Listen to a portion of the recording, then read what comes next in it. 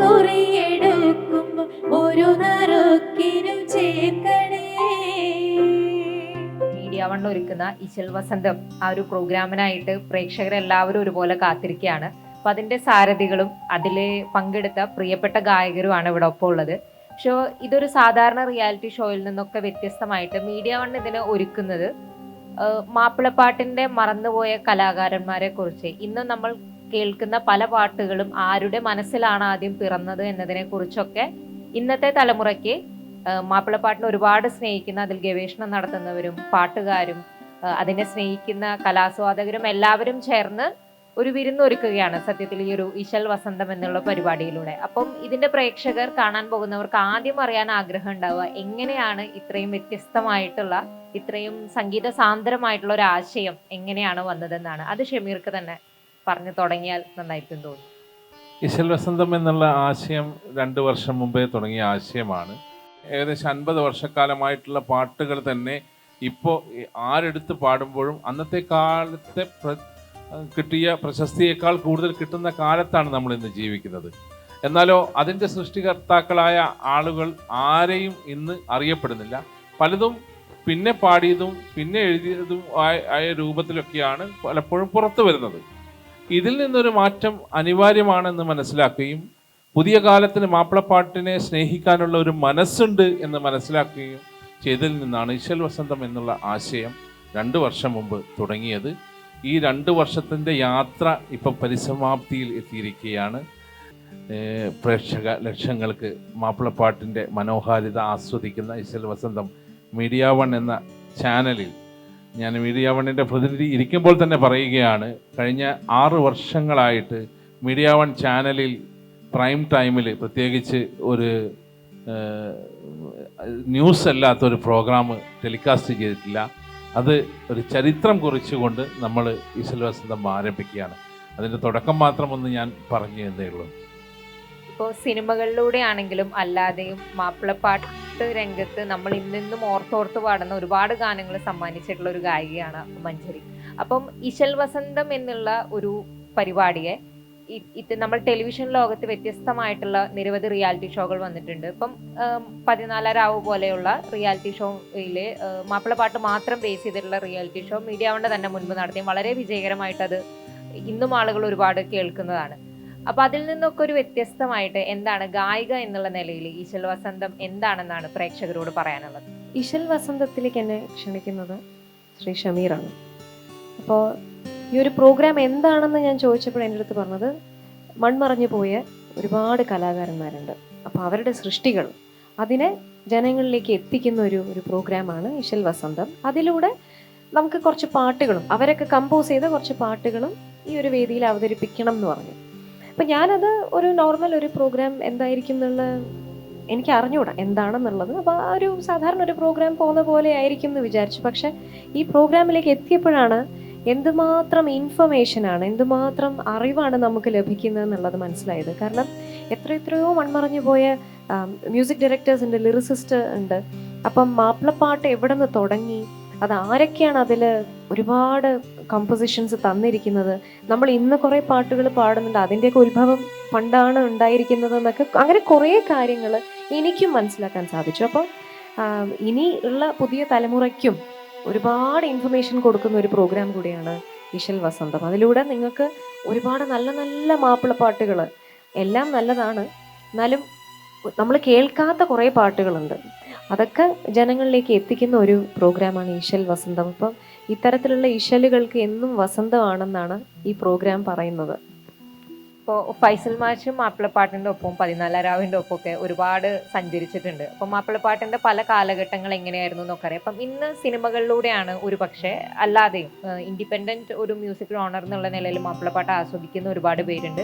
ഇപ്പം മാപ്പിളപ്പാട്ടിലെ വാക്കുകളൊക്കെ ചേർന്ന് റാപ്പ് സോങ്സ് വരുന്നുണ്ട്. ഇൻഡിപെൻഡൻറ്റ് മ്യൂസീഷ്യൻസ് ആണ്, ഇത് വളരെ യങ് ആയിട്ടുള്ള ആളുകളാണ് അത് ചെയ്യുന്നത്. അതുകൂടാതെ സിനിമകളിലും ഇപ്പോൾ തരംഗമായിക്കൊണ്ടിരിക്കുകയാണ് മാപ്പിളപ്പാട്ടുകൾ. അപ്പം ആ ഒരു സ്പേസിലാണ് മാപ്പിളപ്പാട്ട് കേൾക്കുന്ന ആളുകളുടെ എണ്ണം ഒരു ചെറിയ ഗ്യാപ്പിന് ശേഷം കൂടി വരുന്ന ഒരു സ്ഥലത്തേക്കാണ് ഇശൽ വസന്തം എത്തുന്നത്. അപ്പം ആ രീതിയിലൂടെ എന്താണ് ഈ ഒരു പ്രോഗ്രാമിൻ്റെ ഒരു പ്രാധാന്യത്തെ മാഷ് കാണുന്നത്? ഞാനിപ്പോൾ ഒരു പെർഫോമറോ അങ്ങനെയൊന്നും അല്ലല്ലോ. എന്നെ സംബന്ധിച്ചിടത്തോളം പാട്ടുകൾ ഇഷ്ടപ്പെടുന്ന അല്ലെങ്കിൽ പാട്ടുകളെ കുറിച്ച് പഠിക്കാൻ ആഗ്രഹിക്കുന്ന ഒരാളെന്ന നിലയിൽ എനിക്ക് തോന്നിയൊരു കാര്യം, നമ്മളൊന്നും ഈ ക്ലാസിക് കൃതികളൊന്നും ആദ്യമായിട്ട് മാപ്പിളപ്പാട്ടുകളൊക്കെ തേടി പിടിച്ച ആളുകളല്ല. ഇപ്പോൾ മോയിൻകുട്ടി വൈദ്യർ അല്ലെങ്കിൽ പുലിക്കോട്ടിൽ ഹൈദർ ഇങ്ങനെയുള്ള ക്ലാസിക് രചനകൾ എഴുതിയ ആളുകളുടെ കൃതികൾ ചെറുപ്പത്തിലേ കേട്ടവരല്ല. നമ്മൾ കേൾക്കുന്നത് ഇപ്പോൾ ഗ്രാമഫോൺ റെക്കോർഡിൻ്റെ കാലഘട്ടത്തിൽ റംലാത്തയുടെ ശബ്ദം, KG സത്താർക്കയുടെ പാട്ട്, VN കുട്ടി മാഷ ഗാനമേള, ഇങ്ങനെയുള്ള ആ ഒരു കാലം മൂസക്കയുടെ പാട്ടൊക്കെയാണ്. ഇപ്പോൾ കോഴിക്കോട്ടൊക്കെ എൻ്റെ കുട്ടിക്കാലത്ത് ഈ സംഘങ്ങൾ തമ്മിലുള്ള മത്സരം ഉണ്ടായിരുന്നു. VN കുട്ടിയും സംഘവും പീർ മുഹമ്മദും സംഘവും. ഇതൊക്കെ അന്ന് റിയാലിറ്റി ഷോ ഇല്ല, കേസറ്റ് ഇല്ല. അന്ന് ആകെ ഈ മത്സരങ്ങളിലൊക്കെ ഗാനമേളകളിലൂടെയാണ് ഇവർ ജനകീയരാകുന്നത്. ഒരു പാട്ടെഴുത്തുകാരൻ്റെ പേര് എൻ്റെ സംഘത്തിലെ പാട്ട് രചിച്ചത് ഇന്ന ആളാണെന്ന് പറയുന്നത്, അതാണ് ആകെ കിട്ടുന്ന ആകളുടെ ഒരു പ്രൊമോഷൻ. ഇന്നത്തെ പോലെ വേറെ രേഖകളൊന്നും അക്കാലത്തില്ല. അപ്പം അങ്ങനെയുള്ള ഒരു കാലഘട്ടം മാറിയപ്പോഴും നമ്മുടെ മനസ്സിൽ ഇഷ്ടം ഈ പാട്ടാണ്. പിന്നീട് നമ്മൾ മുതിർന്നപ്പോൾ പാട്ടുകളെക്കുറിച്ച് അന്വേഷിച്ച് പിടിക്കുന്നു. ഇതിനിങ്ങനെ ഒരു സാഹിത്യമുണ്ട്, ഇതിനൊരു ഗ്രന്ഥങ്ങളുണ്ട്, ഇതിന് സംഗീത സംവിധായകരുണ്ട് എന്നൊക്കെ പിന്നീടാണ് നമ്മൾ എത്തിച്ചേരുന്നത്. പക്ഷേ ഈ പാട്ടിൻ്റെ ഇഷ്ടം എന്നെപ്പോലെയുള്ള ആളുകൾക്ക് ചെറുപ്പം മുതലേ നമ്മുടെ മനസ്സിലേക്ക് എത്തിക്കുന്നത് ഈ കാലഘട്ടത്തിലെ ലെജൻഡുകളായ ആളുകളുടെ പാട്ട് കേട്ടിട്ടാണ്. അപ്പോൾ അതുകൊണ്ട് തന്നെ അവരുടെ പാട്ടുകളാണ് നമ്മുടെ മുമ്പിൽ മോഡലായി നിൽക്കുന്നത്. അതാണ് നമ്മൾ കേൾക്കുമ്പോൾ ഗൃഹാതുരമായ അനുഭവങ്ങളായി നമുക്ക് തോന്നുന്നതും അത്തരം പാട്ടുകൾ തന്നെയാണ്. അവിടെ അവർ പാടിയ എല്ലാ പാട്ടും നമുക്ക് ഇഷ്ടമാണ്. ഓരോരുത്തരുടെയും പാട്ട് കേൾക്കുമ്പോൾ ആര് പാടി എന്നൊക്കെ നമ്മുടെ മനസ്സിലേക്ക് വരുന്നത് അതുകൊണ്ടാണ്. അപ്പോഴും ഒരു പ്രശ്നം നിലനിൽക്കുന്നുണ്ടായിരുന്നത്, ഇവർക്ക് എല്ലാവർക്കും അറിയാം, പാട്ടുകാരൻ്റെ പേരിലാണ് പാട്ട് അറിയപ്പെടുന്നത്. മൂസക്കയുടെ പാട്ട്, കുട്ടിമാഷ പാട്ട്, റംലത്തയുടെ പാട്ട് എന്നല്ല. ഇതിനൊരു രചയിതാവ് ഉണ്ടെന്ന് ആരും ശ്രദ്ധിച്ചിട്ടില്ല. അതിന് പിന്നീട് ഇതിനൊരു സംഗീത സംവിധായകനുണ്ട്, അതും അറിയില്ല. മാപ്പിളപ്പാട്ടൊരു മ്യൂസിക് ഡയറക്ടറോ അതൊന്നും ആർക്കും അറിയില്ല. അപ്പോൾ ബാബുക്കയൊക്കെ ഒരുപാട് മാപ്പിളപ്പാട്ട് ചെയ്തിട്ടുണ്ടെന്ന് ഈ അടുത്ത കാലത്ത് ആളൊക്കെ മനസ്സിലായത്. ഇതിന് ഒരു പരിധിവരെ ഇതിൻ്റെ ഒരു ആ പോരായ്മ നികത്തിയത് റിയാലിറ്റി ഷോകളായിരുന്നു. റിയാലിറ്റി ഷോകളിലാണ് മാപ്പിളപ്പാട്ടിൽ ഇങ്ങനെ പുതിയ മ്യൂസിക് ഡയറക്ടേഴ്സൊക്കെ ഉണ്ടെന്ന് പറയുന്നു. റിയാലിറ്റി ഷോക്കും ചില പരിമിതികളുണ്ട്. അതൊരു മത്സരമാണ്. നമുക്കതിൽ ചെയ്യുന്നതിന് ആ മത്സരത്തിൻ്റെ ഒരു എപ്പിസോഡിൽ 3 പാട്ടുകാർ പാടുന്നു, അതിൻ്റെ ഒരു ചിട്ടവട്ടമൊക്കെ ഉണ്ടല്ലോ. അതിനപ്പുറം അതിന് ചെയ്യാൻ സാധിക്കുകയില്ല. അതൊരു മത്സരമാകുമ്പോൾ അതിന് വേറെ ചില പ്രശ്നങ്ങളുണ്ട്. എന്നാൽ അതിൽ നിന്ന് വിഭിന്നമായി ഈ പാട്ടുകൾ എങ്ങനെ ജനങ്ങളുടെ മനസ്സിൽ നിലനിർത്തണം എന്നതിനെക്കുറിച്ചുള്ള ഒരു ആശയമാണ് ഷമീറിൻ്റെ മനസ്സിലുണ്ടായത്. അതുകൊണ്ട് തന്നെ ഇത് ഒരു കാലത്തോട്, ഒരു സമൂഹത്തെ, ഒരു പ്രത്യേകിച്ച് ഈ കലാകാരന്മാരോട് അവരുടെ കുടുംബത്തോട് ചെയ്യുന്ന നീതി മാത്രമല്ല, ഒരു സമൂഹത്തോട് ചെയ്യുന്ന നീതി കൂടിയാണ്. കാരണം പല രീതിയിൽ തെറ്റായ രീതിയിൽ മ്യൂസിക് ഡയറക്ടറുടെ പേരും പാട്ടുകാരൻ്റെ പേരും എഴുത്തുകാരൻ്റെ പേരും ഒക്കെ തെറ്റായിട്ട് ആളുകൾ പഠിക്കുന്ന ഒരു കാലത്ത് അതിന് ഒരു എന്താ പറയുക, ഒരു കറക്റ്റായൊരു രീതി നമ്മുടെ മുമ്പിൽ കൊണ്ടുവരുന്നു എന്നുള്ളതാണ് ഈ വസന്തം ചെയ്യുന്ന ഏറ്റവും വലിയൊരു എന്താ പറയുക മഹത്തായ കർമ്മമായിട്ട് ഞാനിതിനെ കാണുന്നു. അതുകൊണ്ട് തന്നെ ഇത് ഗവേഷകരുടെ ഇടയിലും പഠിതാക്കളുടെ ഇടയിലും ആ തരത്തിൽ ഇപ്പം ഇന്ന് നമ്മൾ വിചാരിക്കുന്ന പോലെയല്ല, ഈ മേഖലയിലൊക്കെ അക്കാഡമി തലത്തിൽ പഠനം നടത്തുന്ന PhD എടുക്കുന്ന ഒരുപാട് ആളുകളുണ്ട്. നമ്മൾ വിചാരിക്കുന്ന പോലെയല്ല, ലോകത്ത് എവിടെ നിന്നും പാട്ടുകൾ കേൾക്കുകയും അതിനെക്കുറിച്ച് പഠിക്കുകയും ചെയ്യുന്ന ആളുകളുണ്ട്. അപ്പോൾ അമേരിക്കയിലെ ടെക്സാസ് യൂണിവേഴ്സിറ്റിയിൽ നിന്ന് വൈദ്യർ അക്കാഡമിയിൽ ഒരു സ്ത്രീ, അത് എനിക്കിപ്പോഴും ഓർമ്മയുണ്ട്, അവർ കിലി സൂട്ടൻ എന്നാണ് അവരുടെ പേര്. അവർ മാപ്പിളപ്പാട്ടുകളെ കുറിച്ച് പഠിക്കാനാണ് വന്നത്, മൊഹീദ്ദീൻ മാലയുടെ കുറിച്ചൊക്കെ. അത്തരം ഒരു കാലഘട്ടത്തിൽ ഇത് വലിയൊരു മുതൽക്കൂട്ടാവും. പ്രത്യേകിച്ച് സോഷ്യൽ മീഡിയയിലൊക്കെ ഇത് തരംഗമാവുമ്പോൾ അതിനുള്ള ഒരു റിസോഴ്സായിട്ട് ഈ പരിപാടി മാറുമെന്ന കാര്യത്തിൽ സംശയമില്ല. അതോടൊപ്പം സാധാരണക്കാരുടെ സങ്കടങ്ങളും വേവലാതികളും ഈ ആശങ്കകളും ഇത് പരിഹരിക്കുന്നു എന്നുള്ളതാണ് ഇതിൻ്റെ ഒരു പ്രത്യേകത. ഇപ്പോൾ മാപ്പിളപ്പാട്ടിൻ്റെ വാനമ്പാടി ആ ലോകത്ത് വിരാജിച്ച് നടക്കുന്ന ഒരു കുയിൽനാഥമായിട്ടുള്ള രഹനാത്ത് നമ്മുടെ ഒപ്പം ഉണ്ട്. അപ്പോൾ ഒരുപാട് കാലം മാപ്പിളപ്പാട്ടുകളുടെ കൂടെ പാടുകയും അത് ജനങ്ങൾക്കിടയിൽ അത്രയും പോപ്പുലർ ആവുകയും ഒക്കെ ചെയ്ത ഒരാളാണ്. അന്നത്തെ മാപ്പിളപ്പാട്ടുകളും ഇന്നത്തെ മാപ്പിളപ്പാട്ടുകളും തമ്മിലൊരു വ്യത്യാസം മനസ്സിൽ തോന്നുന്നുണ്ടോ കേൾക്കുമ്പോൾ? പിന്നെ ഇശൽ വസന്തത്തിലെ അത്തരം വ്യത്യാസങ്ങൾ കൂടെ കൊണ്ടുവരാൻ ശ്രമിച്ചിട്ടുണ്ടോ? നമ്മളെ വിട്ടു പിരിഞ്ഞു പോയ ഒരുപാട് ലെജൻസ് ഉണ്ട്. അപ്പോൾ അവരുടെ പാട്ടുകൾ, ആ ഗായകരെ കുറിച്ച്, എഴുത്തുകളെ കുറിച്ച്, സംഗീതത്തെക്കുറിച്ച് കൂടുതൽ എന്താ പറയുക വിശാലമായിട്ട് തന്നെ നമ്മുടെ ജനങ്ങൾക്ക് അത് എത്തിക്കുക എന്നാണ് ഞാൻ മനസ്സിലാക്കിയ ഒരു കാര്യം ഇശൽ വസന്തം.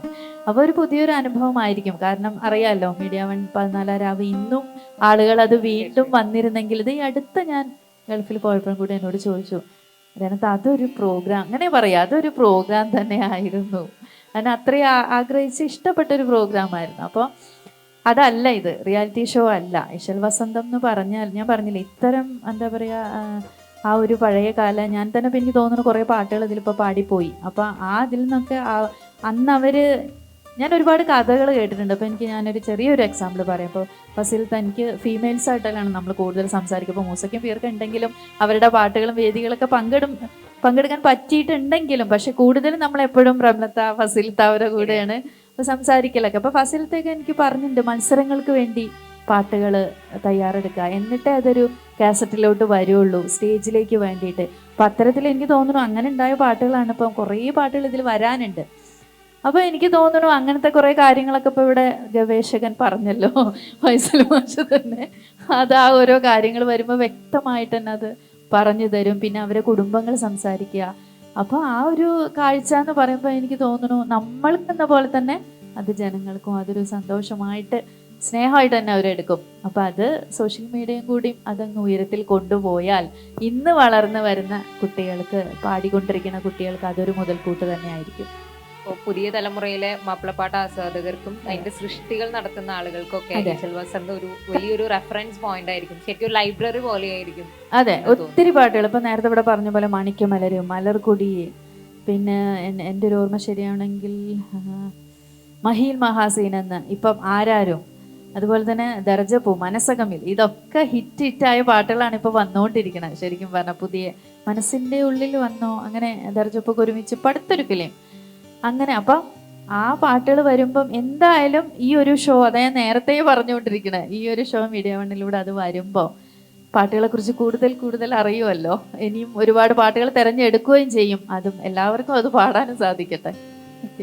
ഇപ്പോൾ ഇശൽ വസന്തം യാഥാർത്ഥ്യമാകുന്നതിൽ പ്രധാന പങ്കുവച്ച ഒരു ആളാണ് ഇക്ബാൽക്ക്. അപ്പം നമ്മളൊരു പരിപാടിയായിട്ട് മുന്നോട്ട് വരുന്ന സമയത്ത് അതിൻ്റെ പിന്നണിയിലേക്ക് എല്ലാവിധ പിന്തുണയും നൽകി മുന്നോട്ട് വരുമ്പോൾ അതിൻ്റെ ഒരു വിജയ സാധ്യതകൾ, ഇത് ജനങ്ങളിലേക്ക് എത്തുന്നത് മീഡിയ വണ്ണിൻ്റെ പ്രേക്ഷകരും മീഡിയ വണ്ണിലൂടെ ലോകം മുഴുവനുമുള്ള ഈ പാട്ടിൻ്റെ ആസ്വാദകരിലേക്കൊക്കെ എത്തുന്ന ഒക്കെ കണക്ക് കൂട്ടുന്നുണ്ടാവുമല്ലോ. അപ്പം ഇങ്ങനെ ഒരു പ്രോഗ്രാം ഐഡിയ ആയിട്ട് വരുമ്പോൾ ഇത്തരം പരിപാടികൾ ഇതുവരെ കണ്ടിട്ടില്ല. നമ്മുടെ മുൻപിലെ ഇതിന്റെ വിജയിച്ച മുൻ രൂപങ്ങളില്ല. അപ്പൊ എന്തായിരുന്നു ഇങ്ങനെ ഒരു പരിപാടിക്ക് പിന്തുണ നൽകാനുള്ള ഒരു ധൈര്യം? എന്തായിരുന്നു? കോൺഫിഡൻസ് എങ്ങനെയാണ് ലഭിച്ചത്? ഈ അടുത്ത കാലത്ത് മലയാള സിനിമ ഇന്ത്യൻ സിനിമകളിൽ വളരെ ചർച്ച ചെയ്യപ്പെട്ടിട്ടുണ്ട്. നിങ്ങൾക്ക് അറിയാമല്ലോ, നമ്മുടെ നോർത്ത് ഇന്ത്യൻ കുറേ ഫ്രണ്ട്സുകളൊക്കെ പുതിയ ഇറങ്ങിയിരിക്കുന്ന നമ്മുടെ മലയാള സിനിമയെക്കുറിച്ച് ചോദിച്ചു. അപ്പോൾ ഇതേ വിഷയം തന്നെ ഞാൻ കഴിഞ്ഞ ദിവസങ്ങളിൽ ന്യൂസിലും കണ്ടു. അപ്പോൾ ഇവിടെ മാപ്പിളപ്പാട്ട് മലയാള സംഗീതത്തിലെ ഒരു പ്രത്യേക ശാഖയായിട്ട് നിലകൊള്ളുന്നതായിരുന്നു. ഇപ്പോൾ മലയാള മാപ്പിളപ്പാട്ട് പുതിയൊരു തലമുറ പാടിയിരിക്കുന്ന സമയത്ത്, പുതിയ സിനിമകളിൽ പാടിയിരുന്ന സമയത്ത് കേരളത്തിലെ എല്ലാവരും അത് ഭൂരിപക്ഷം അത് അക്സെപ്റ്റ് ചെയ്തു. അപ്പോൾ അത് മാപ്പിളപ്പാട്ടിന് ഉണ്ടായിരിക്കുന്ന ഒരു അക്സെപ്റ്റൻസാണ്.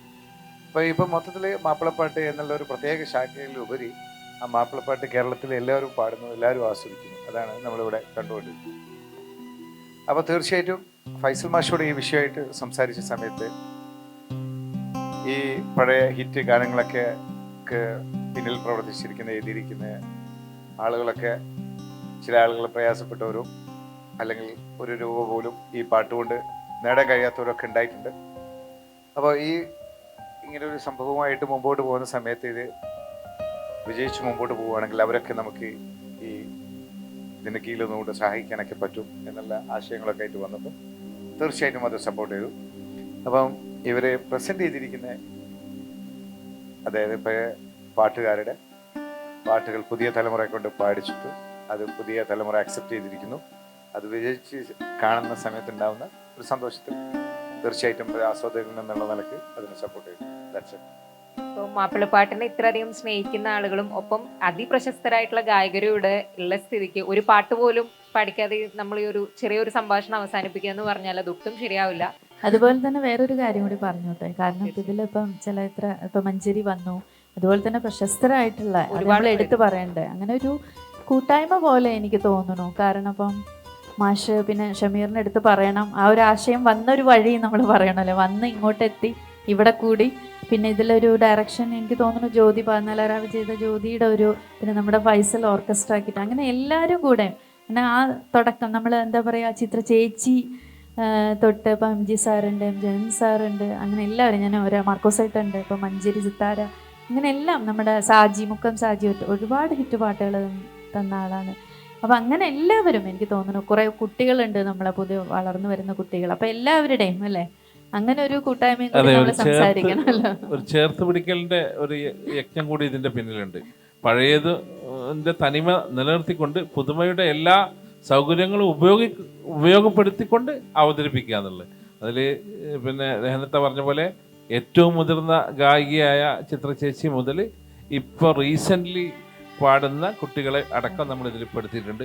പിന്നെ ഇപ്പോൾ ഞാൻ എപ്പോഴും മൺമറഞ്ഞു പോയ എന്ന് പറയുമ്പോൾ വിട്ടുപോയ ഒരു വാക്കാണ്, ഇന്ന് ജീവിച്ചിരിക്കുന്ന പഴയ തലമുറയിലെ എല്ലാ ആളുകളെയും നമ്മൾ ഇതിൽ ഉൾപ്പെടുത്തിയിട്ടുണ്ട്. അത് എടുത്തു പറയേണ്ടതാണ്. കോഴിക്കോട് അബൂബക്കർ, പിന്നെ അതുപോലെ OM കരുവാരക്കുണ്ട് എന്ന് പറയേണ്ട കാനേഷ് പുനൂർ സാറ്, പിന്നെ ബാപ്പു അവാർഡ് എടുത്ത് പറയേണ്ടതില്ല. ഒട്ടുമിക്ക ആളുകളും പിന്നെ ഇതിൻ്റെ ഷൂട്ടിങ്ങിൻ്റെ ഭാഗമായി നമ്മളെ കൂടെയുണ്ട്.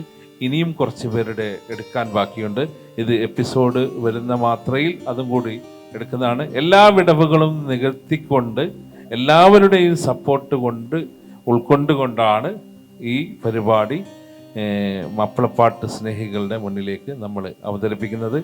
അതിൽ ഇതിൻ്റെ ഒരു സാരഥി എന്നുള്ള നിലയിൽ മീഡിയ വണ്ണിനോട് എനിക്ക് പ്രത്യേക നന്ദി ഉണ്ട്. കാരണം ഞാൻ ഇതിൻ്റെ തുടക്കം മുതൽ അവർ നൽകിക്കൊണ്ടിരിക്കുന്ന സപ്പോർട്ട് അത് ഒരിക്കലും വിലമതിക്കാനാവാത്തതാണ്. അത്രമേൽ സപ്പോർട്ട് ലഭിച്ചുകൊണ്ടിരിക്കുന്നു.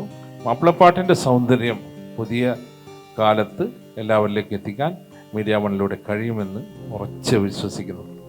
മാപ്പിളപ്പാട്ടിന്റെ പഴയ കാലവും പുതിയ കാലവും അതിൻ്റെ ഒരു മധ്യകാലഘട്ടം ഉണ്ടെങ്കിൽ അതും ഇതിന്റെ തുടക്കം മുതൽ ഇന്ന് എത്തി നിൽക്കുന്ന ഒരു അവസ്ഥ വരെയുള്ള എല്ലാം ചേർന്ന ഏറ്റവും സമഗ്രമായിട്ടുള്ള ഒരു രൂപമായിട്ട് തന്നെയാണ് ഇശൽ വസന്തം എത്തിക്കാൻ ഇവിടെ കൂടി ചേർന്നിട്ടുള്ള എല്ലാവരും മീഡിയ വണ്ണൊക്കെ ശ്രമിച്ചുകൊണ്ടിരിക്കുന്നത്. അതിൻ്റെ ഒരു ചെറിയ രൂപം എന്നുള്ള നിലയ്ക്ക് ആളുകൾക്ക് അതിൻ്റെ ഒരു ആമുഖം കിട്ടിക്കോട്ടെ എന്നുള്ള നിലയ്ക്കാണ് നമ്മളുടെ ഇപ്പം മഞ്ജരിയും ധനാത്തിയും ഒക്കെ ചേർന്നിട്ട് ഇപ്പോൾ ഒരു പാട്ട് നമുക്ക് വേണ്ടിയിട്ട് ആലപിക്കാൻ പോകുന്നത്. അങ്ങനെ തന്നെ കരുതാലോ? തീർച്ചയായിട്ടും. 14 രാവുദിച്ചത് വാനത്തോ കല്ലായി കടവത്തോ പനിനീരിൻ പൂവിരിഞ്ഞത് മുറ്റത്തോ കണ്ണാളി കവിളത്തോ 14 രാവുദിച്ചത് വാനത്തോ കല്ലായി കടവത്തോ പനിനീരിൻ പൂവിരിഞ്ഞത് മുറ്റത്തോ കണ്ണാളി കവിളത്തോ കായലരികത്ത് വലയെറിഞ്ഞപ്പോൾ വലകിലുക്കിയ സുന്ദരി പെണ്ണ് കെട്ടിന് കുറിയെടുക്കുമ്പോ ഒരു നറുക്കിനു ചേർക്കണേ കായലരികത്ത് വലയെറിഞ്ഞപ്പോ വളകിലുക്കിയ സുന്ദരി പെണ്ണു കെട്ടിന് കുറിയെടുക്കുമ്പോ ഒരു നറുക്കിനു ചേർക്കണേ. ഇശൽ വസന്ത് ഏറ്റവും മികച്ചൊരു പരിപാടിയായിട്ട് തന്നെ എത്തും നമുക്ക് ഉറപ്പുണ്ട്. അപ്പോൾ പ്രേക്ഷകർ അത് ഒരുപാട് ആസ്വദിക്കും എന്ന് തന്നെ നമ്മൾ പ്രതീക്ഷിക്കുന്നു. അപ്പോൾ പാട്ട് പാടിയതിനും വിശേഷങ്ങൾ പങ്കുവച്ചതിനും ഒരുപാട് നന്ദി. Thank you.